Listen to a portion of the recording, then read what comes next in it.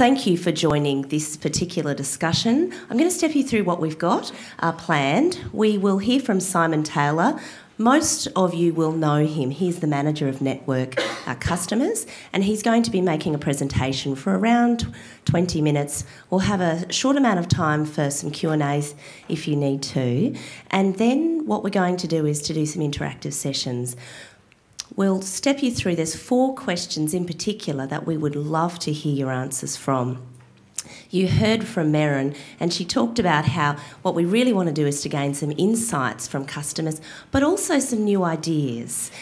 This is particularly important in this particular session that we get you to do that. So we want you to be open. We want you to be honest. We want to hear the things that you think maybe we don't want to hear, because we do.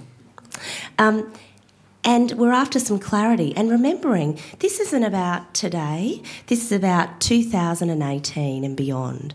So if you can think and frame your thinking around that, well, that would be excellent. At each of the tables, we should have a PowerLink facilitator. They'll be stepping through the questions, and Simon and I will float around to help make sure that we're on track.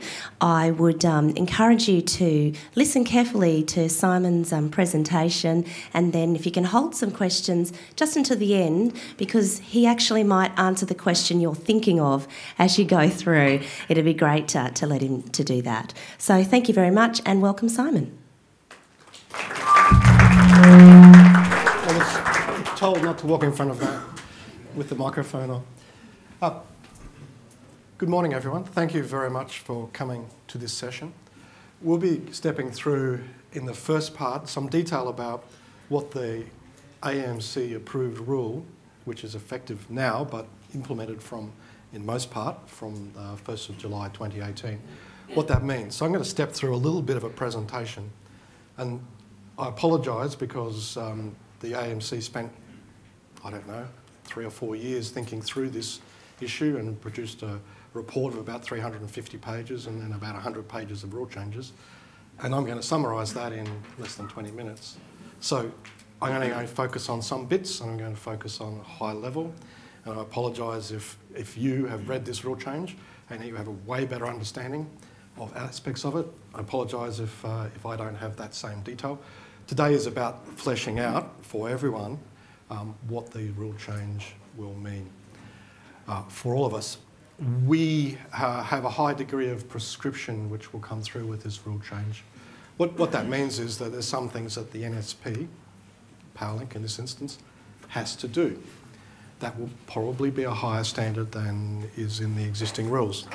I'd like you not to focus on the existing rules too much, because the existing rules are what they are, and we need to comply until 1st of July or 30th of June next year. But from the 1st of July, it's how we can do that better. The question we're essentially asking is, yes, we have some enhanced obligations in transparency and in procedures and things we have to do. But what we want to know is what's the bit more that would add value, in your view, for the connection process.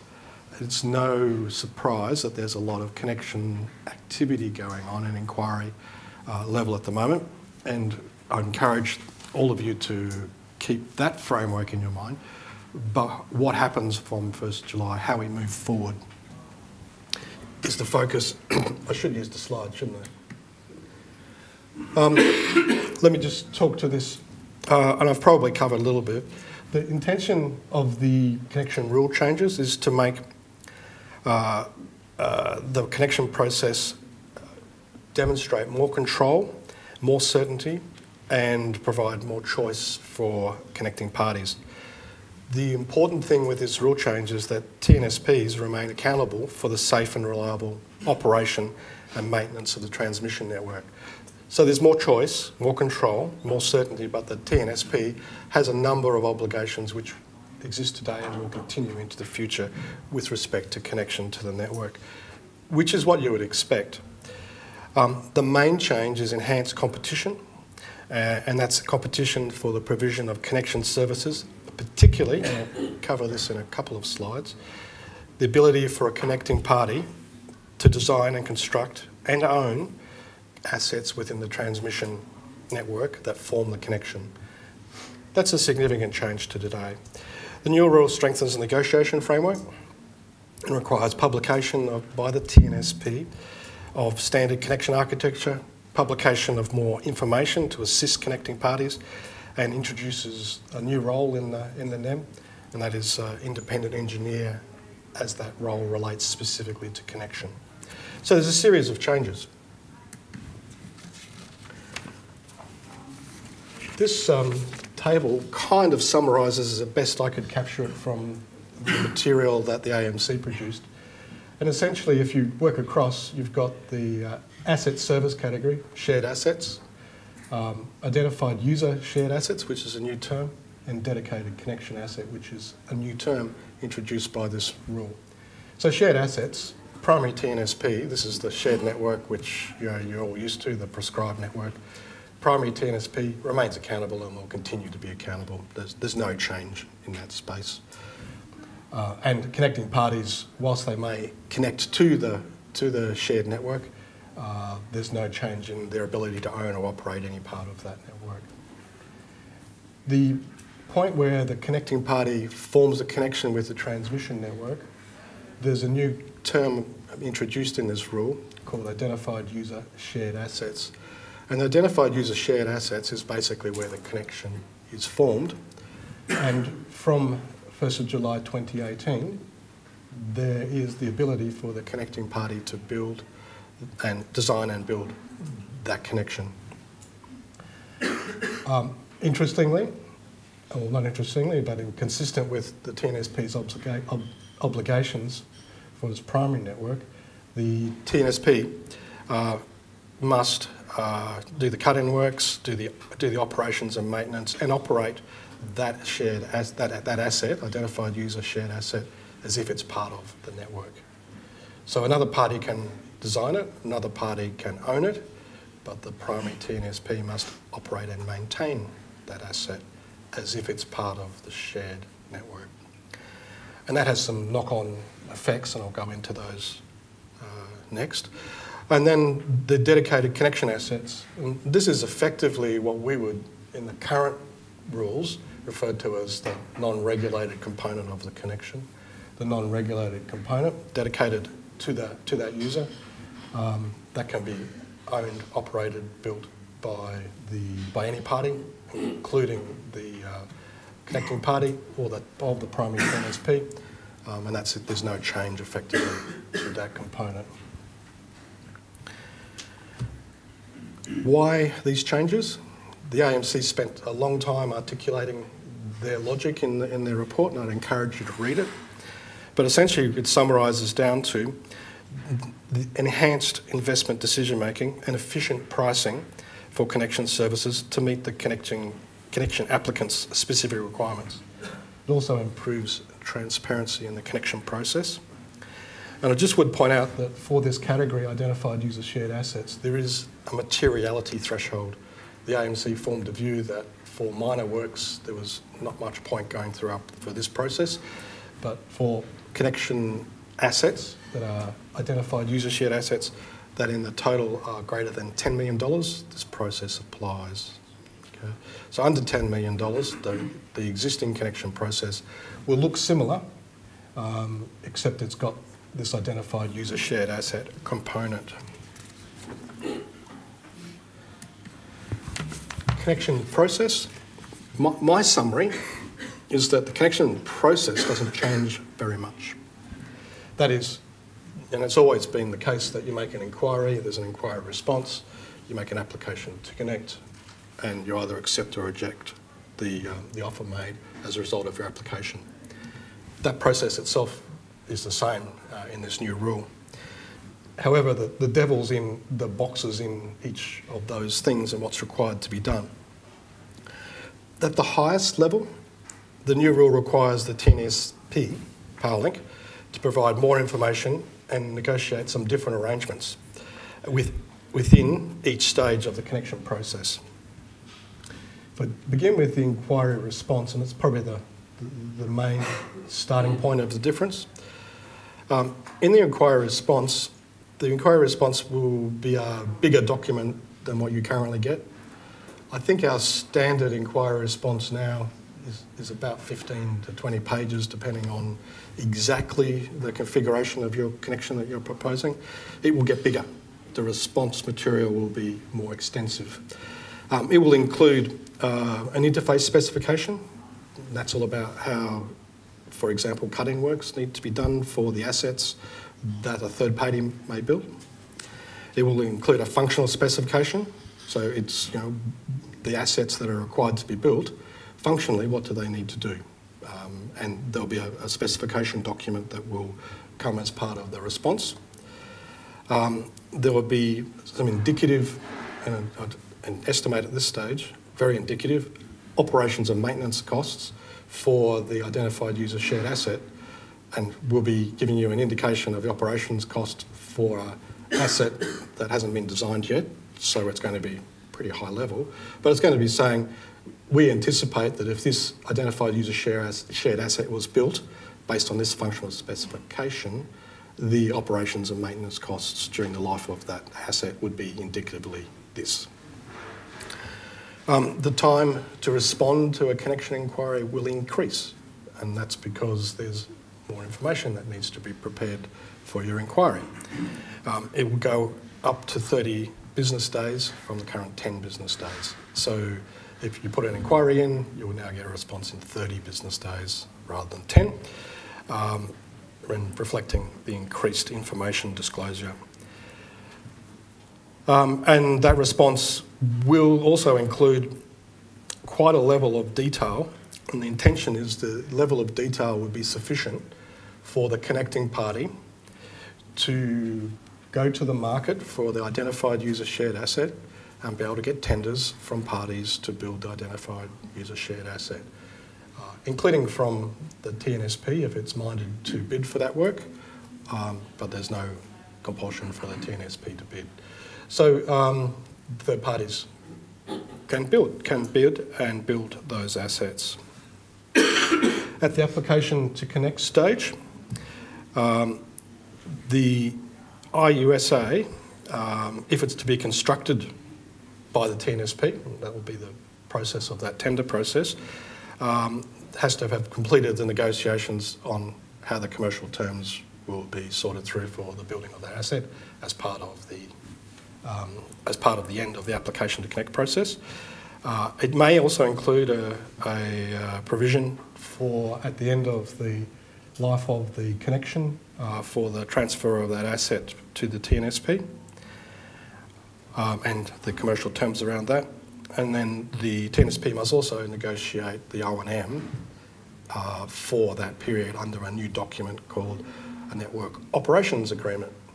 So that document will be required to set out how the TNSP, whether it owns or operates the asset, or whether another party owns or operates the asset, how it will be operated and maintained during the life of the connection in the form of that agreement.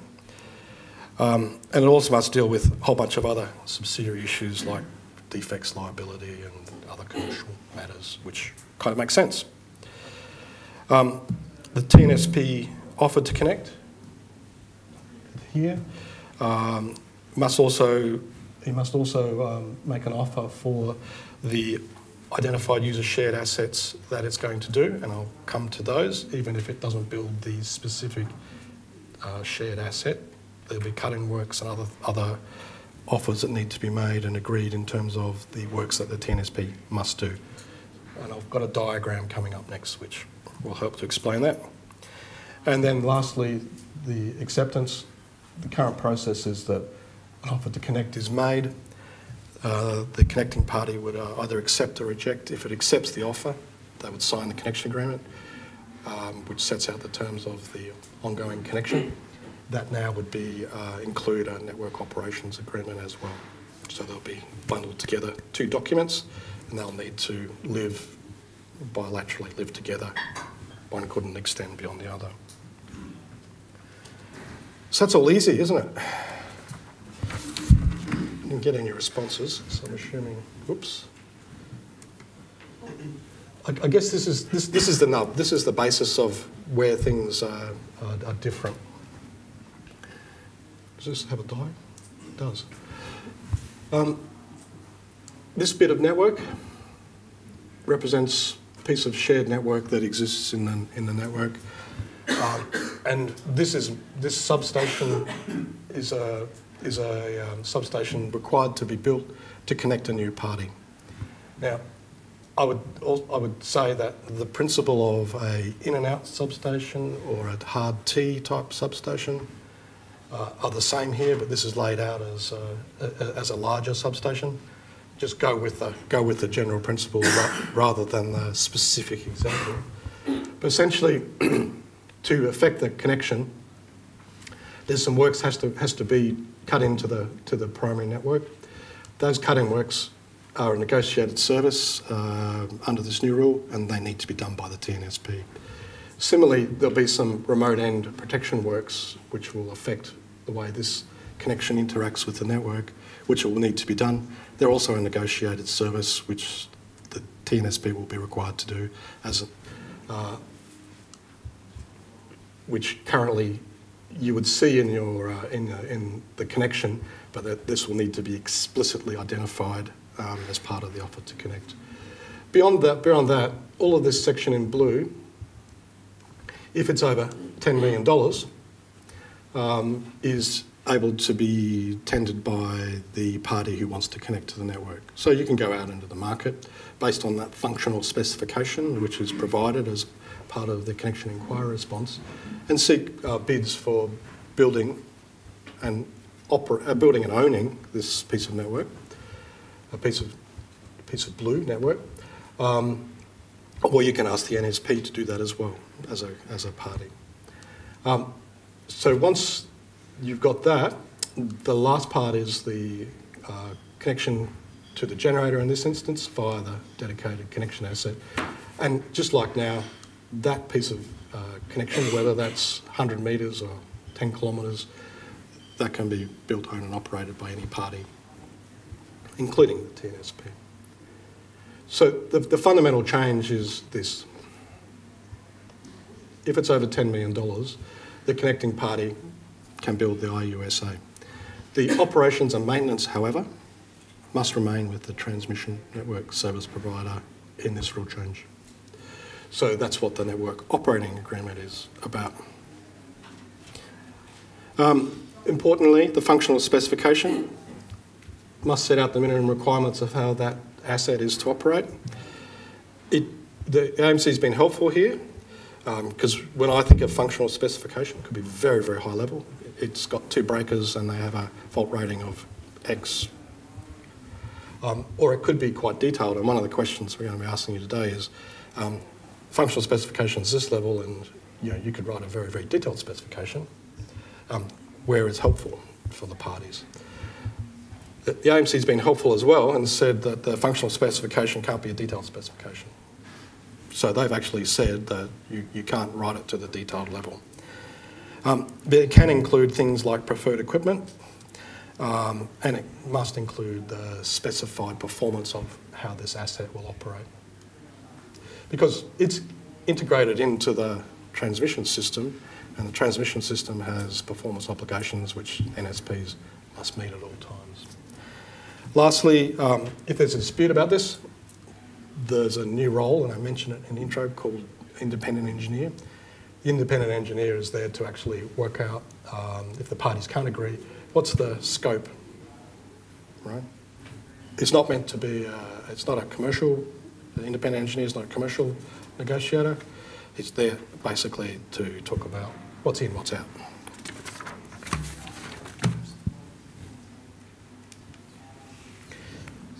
What we're going to talk about today, I'm going to touch on 4 areas, because out of that high level, there's sort of 4 areas which flush out a little bit. I'm not actually going to focus very much at all on this third-party access. I'm very mindful of time. We started late. We want to talk about these areas, and these are the things in the breakout sessions we'll be focusing on very specifically.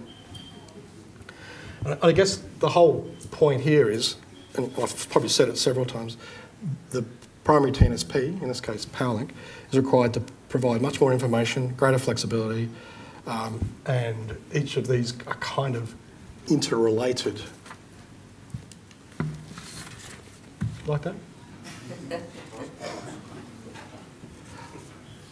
That's Rio Tinto Yarwun, by the way, which isn't a generator, nearest I can tell, other than for the generator that supplies the load most of the time. But the load is the same size as the generator. Transparency. Primary TNSPs must provide more information. The specification of the identified user service has got to include the primary plant and the design standards. It's also got to include operations and maintenance arrangements, and including the typical operation and maintenance schedule. It's got to include timescales, including easements and any other acquisition of land and commissioning requirements. It's also, in the process of responding to inquiry, it's got to be documented in a way that includes provision of standard connection agreements and standard operating agreements. So whilst we'll give you our standard standard connection agreement, the standard connection agreements and operating agreements now must be published and available on a website to any party. Also, we need to disclose more information about financial arrangements and including charges which are applicable in the process. Currently there's an application charge because there's significantly more information required in the inquiry process. From 2018 there'll be an inquiry charge as well. And the first question you asked me is, how much is that? My answer is, I don't know yet. But by the 30th of June 2018, I'm sure there will be some very firm guidance in that space. The issue that we're really covering off on transparency, so we're required to give you a lot more information and publish a lot more information on our website. And the list that the AMC has provided in its paper is quite extensive. But is there any other information? This is the question we'd like you to focus on. What other information would assist in the connection process? So is there something else we can do in that process which will assist you in making a connection inquiry and running through to a faster, better and easier connection? Next thing, and this is what I was articulating a little bit earlier, functional specification, we're required to publish this. We're not allowed to publish a detailed design because that's up to the connection applicant to develop its own detailed design. But somewhere in that space, obviously there's a level of detail which will assist all parties. And is there something that PowerLink can assist in meeting its minimum obligations, but not crossing over to its maximum, which is something we can't do, which will assist in the process.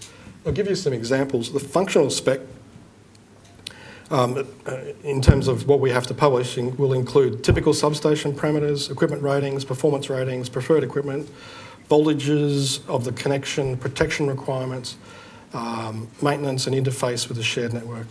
So we will publish things like preferred equipment suppliers, preferred equipment, land and access details, design specs at functional level, single line diagrams, the remote end monitoring and communication requirements, protection control and metering requirements, minimum operating conditions we anticipate, how the SCADA system interface would interface, and overall equipment protection ratings and some detail on spare parts. So that's a functional spec.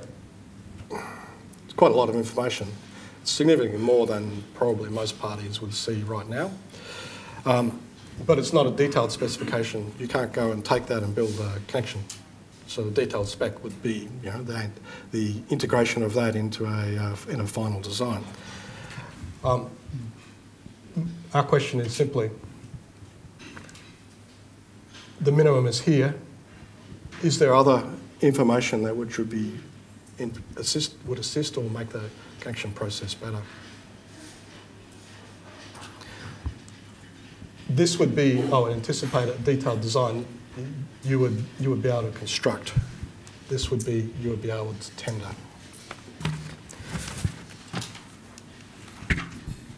Network operations agreement. These exist in Victoria. To date, we don't have any example in Queensland as to what this looks like. So we'll be, in the next period of time, developing a standard network operations agreement. So we'd be looking for input into that, but our thoughts are, if the primary TNSP, which is Powerlink, has to operate and maintain an asset in its network which it doesn't own, how it would operate and maintain that successfully over the life of the connection. So it's got to cover things like operations and maintenance. It's also got to cover the interface to the shared network. It's also got to cover the interface to the dedicated connection asset. And it's got to cover the events that may occur in the future, such as there's one connection today. I'll go back. There's one connection today. What happens if another party comes along? How would this bus, for example, be extended?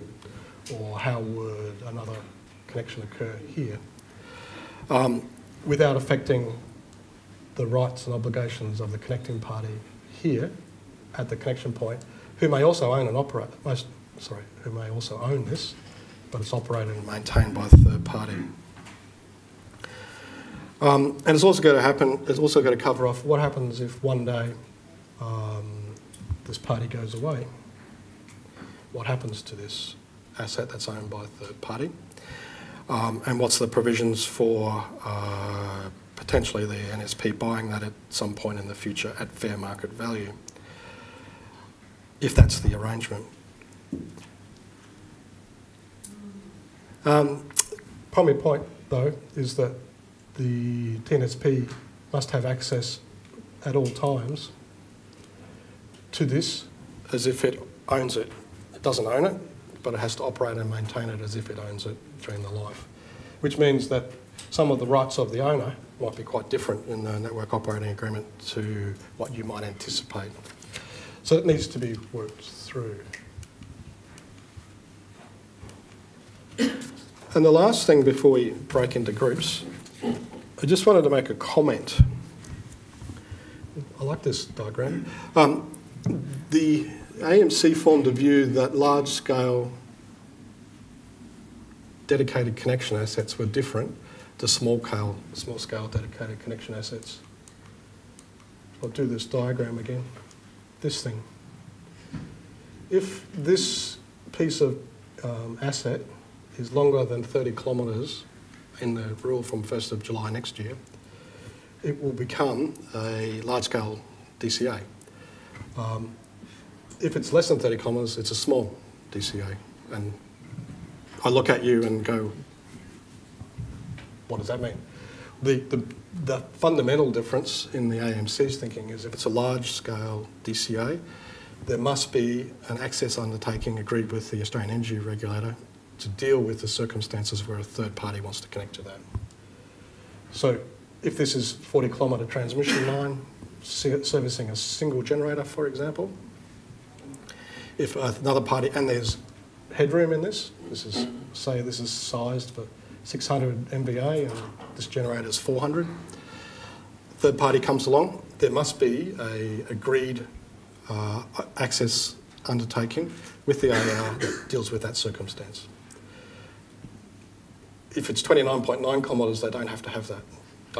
I don't quite follow the distinction, but the rule is what the rule is.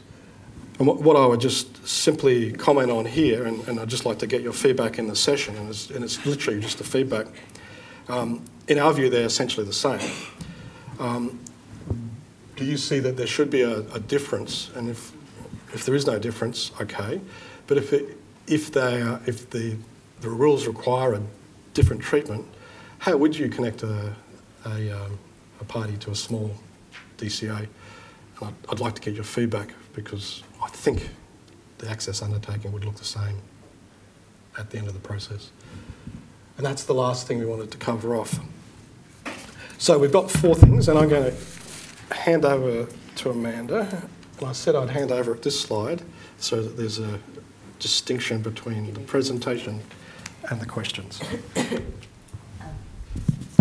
We've probably got just 5 minutes for some questions. I know that Simon talked through quite a bit of information, and you will have PowerLink people at your tables. But before we show you the 4 questions that we'd like you to focus on, does anyone have some questions they'd like to ask of Simon? We've got about 5 minutes for that.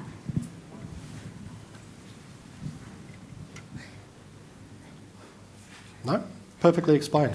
So I'll walk this down only because we can't capture it unless we've got you on the microphone. I'd just like to ask the panel, or if an installation is much less than $10 million, say only about $1 million, does this have to go through the PowerLink process, or is there another organisation that we deal with? Good question. The process is that you would come to the primary TNSP, and the primary TNSP must provide the connection as a negotiated service. So, kind of handy, I've got the diagram there. If this is under 10 million, PowerLink in this instance must provide that as a negotiated service. And that's under the negotiating principles and framework which is set out in Chapter 5 of the National Electricity Rules, which essentially is no different to today.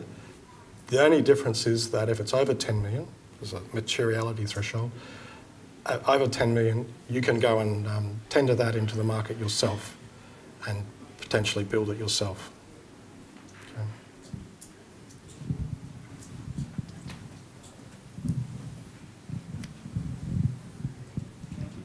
Simon, who decides on if it's over 10 million?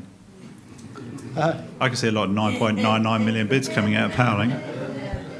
So the AMC anticipated that little question, I expect. The independent engineer is not there which is the role that is created under this new rule. That role is not there to sort through commercial issues. It's there to sort through how much work is actually required for this connection and what is reasonable. At the margin, the independent engineer will rely on some sort of indication of pricing, probably from the NSP, probably from third parties as well, and work through and form a view as to, this is actually a $4.5 million job, or a $10 million, or a 10.2, or a $9.9999 million job, and therefore it doesn't get captured. But the independent engineer has the ability under this new rule to make that determination. There's also dispute provisions over and above that, and the dispute provisions exist in the rules today, but the dispute provisions can also be triggered if there is no agreement. And so that independent engineer is appointed and controlled by who? And is it the same body? Are they conflicted out for later projects? Level of detail? Good question. Having come from consulting, not all consultants are the same. Yeah. I don't know how to begin the answer to that one. The independent engineer will be set up by the AER. The AER, just like it does for disputes right now, it will have a panel of independent engineers, and if there's a matter that needs to be determined by an engineer, either party, the NSP or the connection applicant, because this cuts both ways, can approach the AER. AER will appoint an independent engineer. They will make a determination. The costs for that determination are borne equally by the parties. You have no ability to negotiate. It's 50-50. And there will be an outcome.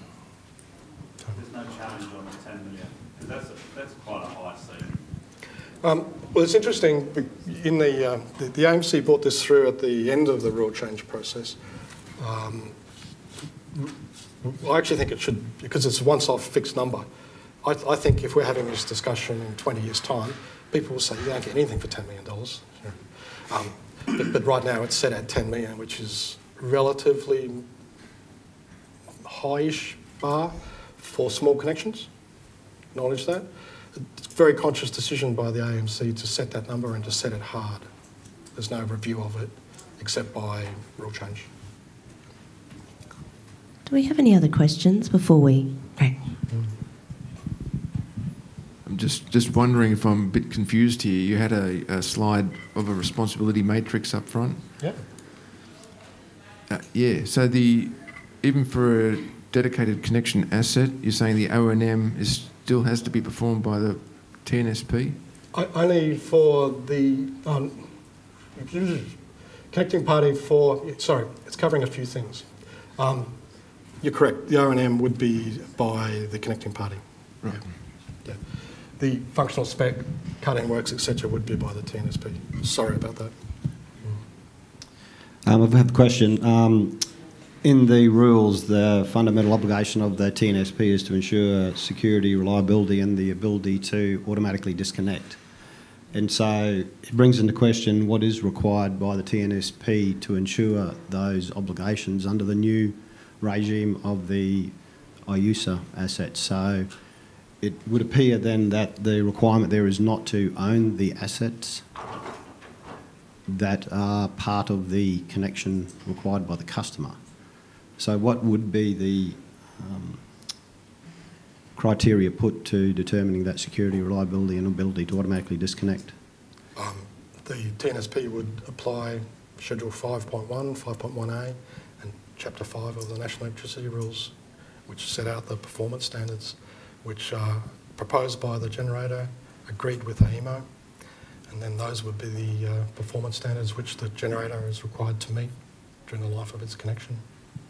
So it would imply that the TNSP does not have to own certain assets to ensure that reliability and security. It simply has to have control and operation over those assets.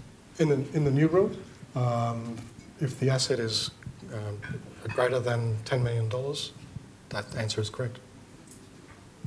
In the current rule, it's not the case. And second question, just on the basis of the materiality test of greater than $10 million, I noted that you said that the threshold of $10 million, there's no compulsion by the TNSP to bid for that work. Correct. However, for under $10 million, there is a compulsion there, obviously, for the TNSP to participate. Would that be more a than premise participate, must provide the service.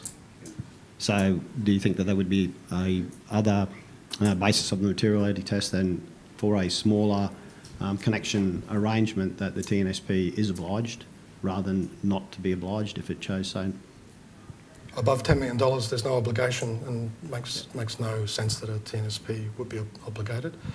Below TNSP, it must provide the service as a negotiated service under the negotiation framework. Yeah, sorry, put my question another way then. So if it was less than $10 million, if the regulator chose not to make an obligation of the TNSP to provide that service, therefore it would be implied that for a small connection, the TNSP may well have been able to say, well, I don't wish to make an offer on that work. Yeah. Just speculation. The regulator did not make that determination. The regulator made a determination that TNSP must provide it under $10 million as a negotiated service. Okay. Was there any other burning question? Because we... Oh, sorry. Oh, g'day. He can come round to you in a sec. Is the independent engineer available for contesting the price under $10 million? I don't believe so. I think the rule is, if you want to print it off one day, it's very, very simple in its language. It's hard-coded, $10 million. Okay, so there's nothing in the rules that helps the proponent moderate the temptation for the connecting network operator to push their price up as long as it sits under 10 mil? Dorothy Dick's question. Look, bottom line, the regulator put a threshold, and at the margin there's always going to be a discussion about whether it's 9.9, 10.1, always. The independent engineer's role is to work through, as I understand the rule, and maybe we'll get this better when things get to be worked through from July next year, but the independent engineer is going to be assessing, okay, this component here, what's that going to cost? What's this going to cost? What's this going to cost? And be adding it up. They don't have any latitude relative to the $10 million target. So if it's $10 million, it becomes, if it's $1 over, it becomes contestable. If it's $1 under, it's not contestable. There are dispute provisions in the rules relating to the connection process. I just point out that is available. What I would think, though, is, and just say this from Paling's point of view, you would think that the primary TNSP is does this pretty regularly and is going to offer the best price it can for this, and that's what we try and do every time. So hopefully you'll get a price which all the parties in the end agree. That's great. I'm just going to... Okay. So thanks for those questions. And I appreciate your ability to sit and listen to some detailed information. But remembering, as Simon said, we're looking at from the 1st of July 2018 and beyond. And so we have this ability in this time frame to think about how to make that connection process better. So what we want you to do is to think about these 4 questions. We would ask in the time that we have to focus on the top 3 because they are most important. And what we want you to think about is, in terms of transparency and disclosure, what other information can PowerLink provide that would benefit you as a connection applicant? So you've talked through some of those questions that you might have, but this is your ability to say to PowerLink, what would make that process easier for us in terms of the information that we could have access to. The second question, which is around functional specification versus detailed design, as Simon explained, there is a minimum standard of information that he talked about when he had the functional specification on the left-hand side with a green arrow, and talked about the detailed design that PowerLink cannot provide, and that there is that bit in the middle. And so what Simon is particularly interested in is what sort of detail could be provided in there. What is it that would make that application easier for you? The third bit, which is, as you were just starting to talk about then in those questions, the network operations agreement. So how detailed should that agreement be, particularly with respect to operations and maintenance? And that's obviously very important when you look at that responsibility matrix. And the final question, as Simon said, was how different are the impacts on connection applicants between large and small dedicated connection asset classifications, bearing in mind that the difference between a small connection and a large connection was the 30-kilometre distance. So at each table, a PowerLink person, if you want to raise your hand at each table, who'll be scribing it up. So the PowerLink person really just has to step you through those and make sure that they've got your thoughts very clearly on here. We're going to stop at about 1:45, and then I'm going to ask each table to come up with just a couple of the main points that they've got to debrief, and Simon will take that knowledge into the large room and share that with everyone when we come back together. So I'll step around and make sure we're on the right track, but thank you very much.